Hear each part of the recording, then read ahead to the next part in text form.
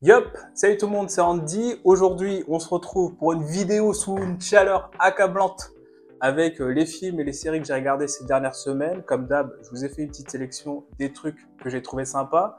Je vais commencer avec deux trois films que j'ai pas aimés. D'habitude, je les critique et je rentre un peu dans le détail. Là, je vais juste les mentionner. Le premier, c'est My Lady avec Emma Thompson, un film qui a des bonnes notes et j'ai trouvé ça très décevant dès qu'on passe la moitié du film.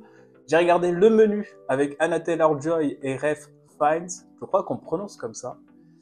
Et ça m'a pas convaincu. Alors c'est un bon film, mais j'ai pas aimé. Je vais pas dire que c'est un mauvais film. C'est juste que je trouvais que le casting il était pas bon. Anna Taylor-Joy m'a pas convaincu. Trop prévisible. Et l'histoire aussi est trop prévisible. Et du coup, Anna Taylor-Joy, elle a un rôle important. Et je trouve que son personnage est trop prévisible. Donc c'est dommage. Ensuite, qu'est-ce que j'ai vu aussi? J'ai vu La fille à la valise avec Claudia Cardinal et j'étais un peu déçu parce que je m'attendais vraiment à un super film. Parce que dans les vieux films en noir et blanc, souvent, elles, c'est des masterpieces, ces films. Et là, c'était bien, mais sans plus. En tout cas, en 2024, à l'époque, peut-être, c'était un super film.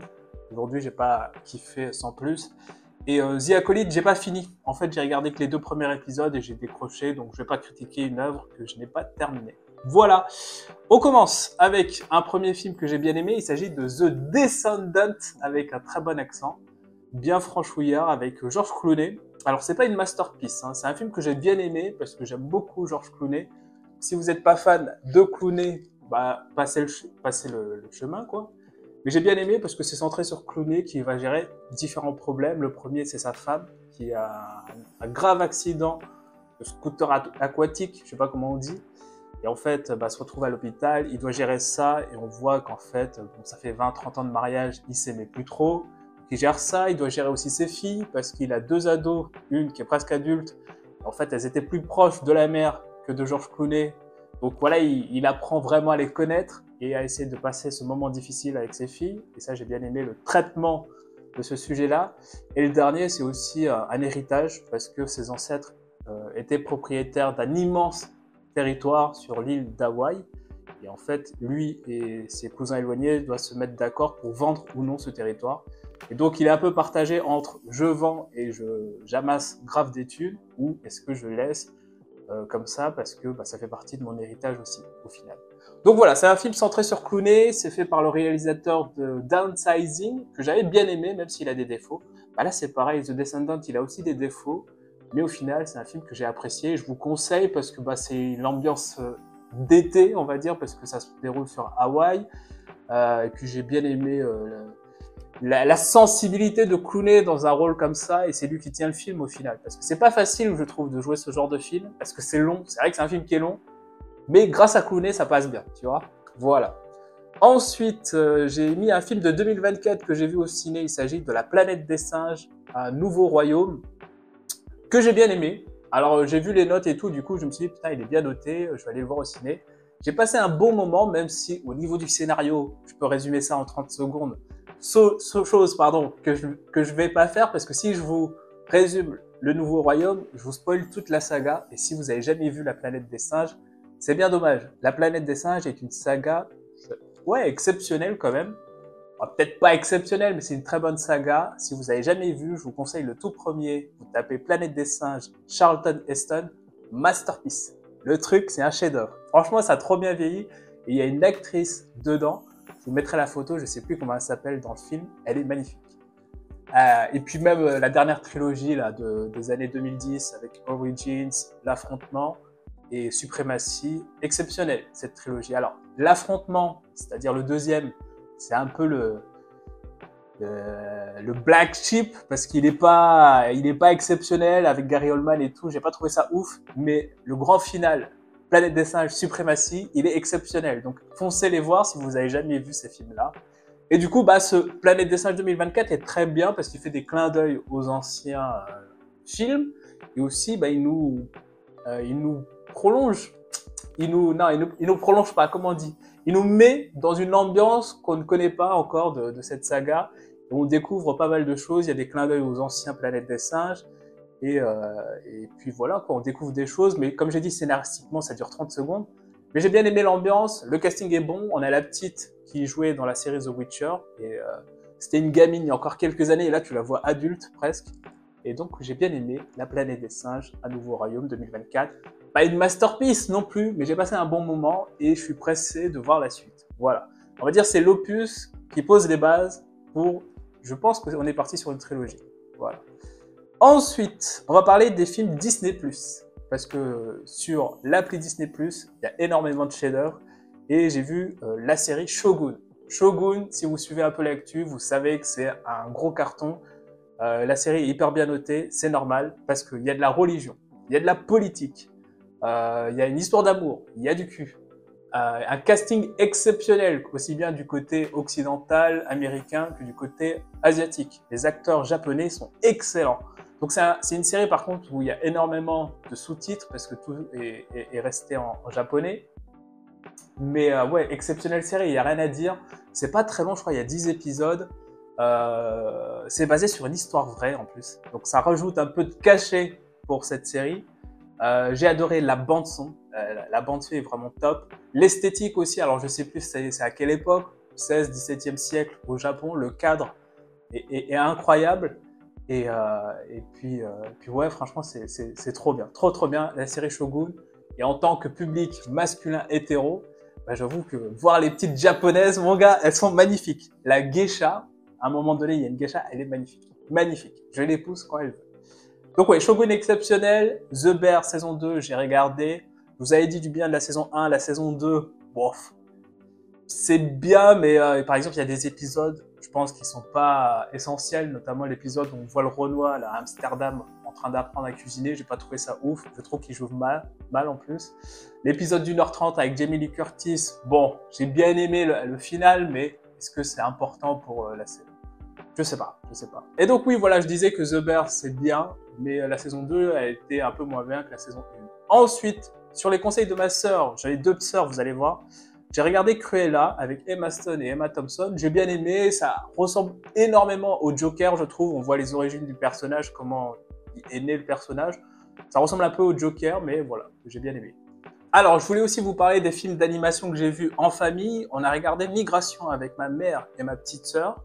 Et on a passé un bon moment. C'est un film très sympa, ça dure 1h15, c'est très court. Et en vrai, c'est Nemo, mais avec des canards.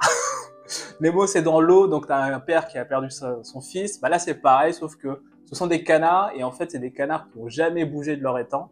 Et du coup, là, ils vont vivre une grande aventure en famille. Ils vont quitter cet étang et traverser le monde. Enfin, je crois que c'est les États-Unis. Et donc, voilà, ils vont rencontrer des personnages hauts en couleur, comme dans Nemo, on a le requin qui est bizarre. Bah là, c'est pareil, on aura d'autres animaux, mais issus des oiseaux et du ciel, quoi. Mais bon, voilà, très sympa, Migration, 1h15, en famille, c'est très bien. Et en revanche, par contre, j'ai été énormément déçu par Wish. Mon autre sœur me l'avait conseillé, enfin, elle me l'a pas conseillé, elle m'avait dit que c'était nul. Et je lui ai pas cru, je me suis dit, oh, c'est pas possible que ce soit nul. J'ai regardé Wish, c'est mauvais. C'est vrai que c'est mauvais, la seule chose que je retiens de Wish, ça va être la DA qui est vraiment sympa. Le début du film commence bien, mais en fait, à un moment donné, bah, l'histoire, elle est pas ouf. C'est surtout qu'il y a énormément de chansons. T'as une musique, 5 minutes de dialogue, et après, ils te remettent une musique. Les musiques sont pas très bonnes en plus, je trouve. Donc ouais, j'étais assez déçu de Wish. Et bah écoutez, on est déjà sur le podium. Il fait hyper chaud. D'habitude, je fais pas de coupure, mais là, je suis obligé parce qu'il fait hyper chaud. Et sur le podium, j'ai choisi que des vieux films. Le premier, c'est Le droit de tuer, que j'ai regardé. Je connaissais pas du tout le film, hein. J'ai regardé parce que j'ai vu le casting, Sandra Bullock, Kevin Spacey, Matthew McConaughey et Samuel L. Jackson. Donc 4 grands acteurs. Je me suis dit, c'est quoi ce film? Il avait des notes correctes. Si je dis pas des conneries, je crois que c'est réalisé par Joel Schumacher. Je suis pas sûr, mais je crois que c'est lui. Et c'est une histoire basique en fait, hein. C'est une histoire de tribunal, d'un Renoir qui va être jugé par un tribunal blanc, donc Samuel L. Jackson qui fait une connerie, je vous spoil pas tout. Je vous spoil pas tout. Et en fait, ça se passe dans le sud des États-Unis, donc c'est une histoire sur le racisme. Et l'avocat de Samuel L. Jackson, c'est un blanc, c'est Matthew McConaughey. Donc j'ai bien aimé, même si c'est long. C'est un film qui est assez lent et j'avoue que jusqu'au milieu du film, je me suis dit, est-ce que je suis en train de regarder un bon film ou est-ce que je suis en train de perdre mon temps? Mais j'avoue que toute la partie finale du film est bien.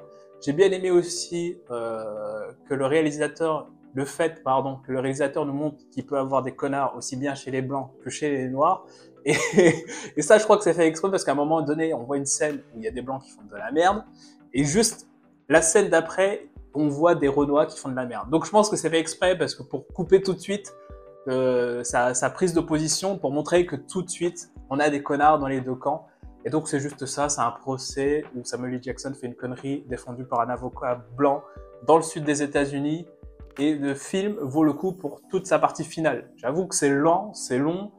À un moment donné, je me suis dit, bah, comme j'ai dit, est-ce que je suis en train de regarder un bon film ou une daube? Mais le final est juste époustouflant. Donc je vous conseille ce film, Le droit de tuer.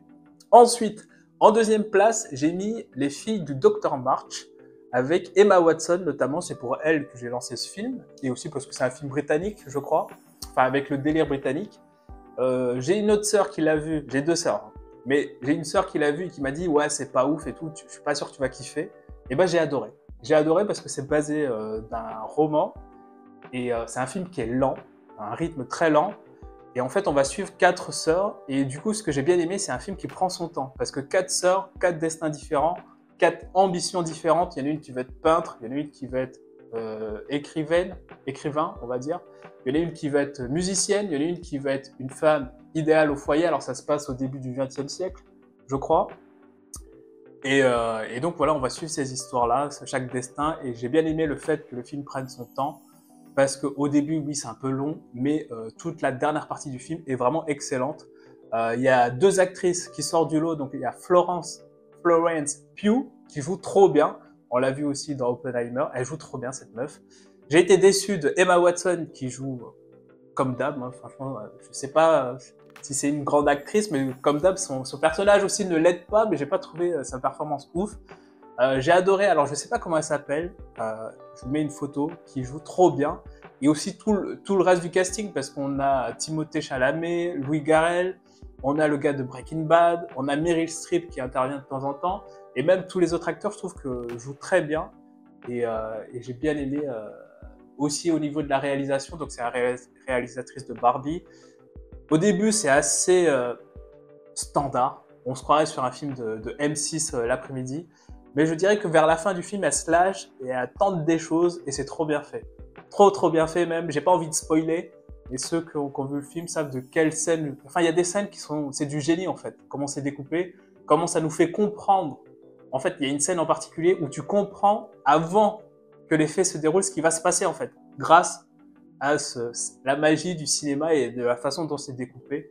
Magnifique. Franchement, la réalisatrice là, elle m'a bluffé. J'ai eu des frissons, franchement, sur 2-3 scènes à la fin. Voilà. J'ai bien aimé. Ma sœur a pas aimé, par contre. Elle a pas trouvé ça ouf. Et en première place, pour moi, le meilleur film que j'ai regardé ces dernières semaines, il s'agit d'un vieux film de Brian De Palma. Ça s'appelle Blowout, avec John Travolta et Nancy Allen. Je crois que c'est la meuf qui joue dans Robocop. Excellent film. Excellent film. J'ai adoré parce que c'est un film des années 60-70, je crois plus 70. L'histoire, c'est John Travolta qui est ingé son pour des petites productions. Et en fait, bon, c'est de la merde, quoi, ces films. J'ai bien aimé d'ailleurs la scène d'ouverture. Excellent. C'est là, tu lances le film, tu vois la première scène, tu dis, ok, je sens que ça va être un bon film. Et donc, ouais, t'as John Travolta qui est ingé son. Donc, un soir, il sort, il va capter les sons ambiants. Donc, le vent, la rivière, un crapaud qui fait du bruit, une chouette ou un hibou qui fait du bruit. Et en fait, il va enregistrer un événement assez important sur sa cassette. Et en fait, c'est là que commence réellement le film. Et ce qui est top dans ce film, c'est qu'on est dans les années 60-70. On n'est pas en 2024, parce qu'en 2024, ce film, il se termine en 5 minutes. Mais là, vu qu'on est dans les années 70, en fait, il va dire, c'est quoi ce bruit? Donc, il rentre chez lui, parce qu'il peut pas écouter tout de suite. Il rentre chez lui, il se met dans une salle remplie de vidéocassettes, de bobines, de diapositives, d'appareils photo argentiques, je crois. Donc, il va manipuler tous ces trucs, et je trouve que c'est un charme, en fait. Parce qu'aujourd'hui, le mec, il est ingé son, il prend son iPad, il prend son Mac, en 5 minutes, c'est réglé, quoi. Donc là, on va le voir manipuler tous ces objets d'antan, et franchement, ça rajoute du charme à ce film. Et aussi, la performance de Nancy Allen est vraiment top. Elle joue trop bien, quoi, parce que c'est pas facile, son rôle, je trouve. Et excellent film. L'affiche ne donne pas envie, mais le film est exceptionnel. Et ouais, j'ai adoré toutes ces scènes en fait. À un moment donné, en fait, pour le besoin du scénario, il va devoir faire une copie de cet enregistrement sonore. Aujourd'hui, tu te dis dans un film, je vais faire une copie. Franchement, il y a même pas un plan dessus. Tu sais, le mec qui fait copier-coller. Mais là, carrément, t'as 5 minutes où en fait, on va le voir dans sa pièce, en train de prendre des cassettes, d'utiliser des machines, de mettre en marche le truc. Et franchement, ça rajoute énormément de charme à ce film. Et du coup, j'ai adoré Blowout de Brian De Palma avec John Travolta. Voilà. Bon, j'espère que cette vidéo vous a plu. Je vous dis à la prochaine. Il fait très très chaud. C'est difficile de tourner dans ces conditions. Et puis voilà. Et si vous avez des films ou des recommandations, n'hésitez pas. Je suis preneur. Ciao!